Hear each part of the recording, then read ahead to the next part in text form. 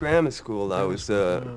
I wrote the sports column, and but I wasn't into poetry. I thought that was kind of sissy stuff, which was the take most kids like growing up in an Irish Catholic neighborhood um, would had. And then when I got the scholarship to this private school because I was a good athlete, and even the first year there, I was still into writing. That's when I was writing the basketball diaries, but poetry, I didn't see it. Um, but then I think it was through music, actually, through, I guess, Dylan and Phil Oakes first, I started to get more interested in lyrics. And then I had a Latin teacher there. It wasn't an English teacher at this private school, turned me on to Frank O'Hara. And then I got the Don Allen anthology after reading Frank's works.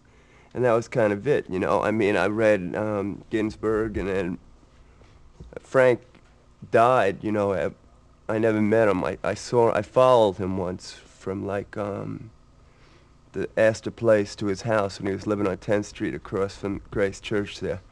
I followed him. I tried to look at everything that he was looking at, figuring he was going to go home and write one of these lunch poems. But actually wasn't writing any poems like the last year before he died. But I was thinking, Frank was it. I knew I wanted to be a poet then. That's when I was about 15. The first time I was on a stage with a rock and roll audience was with Patti Smith. I do these two pieces with her band playing behind me. After a while, I built up this rhythm.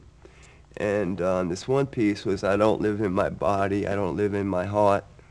When I was 12 years old, I lived in Times Square at night, and my body was my art, but I can't live in my heart, like that. Um, so I kept going on like that, and then I did this other piece. And Patty, like, whenever she felt I was nervous at first, she'd just come over to me. I realized what a pro she had gotten to be by then.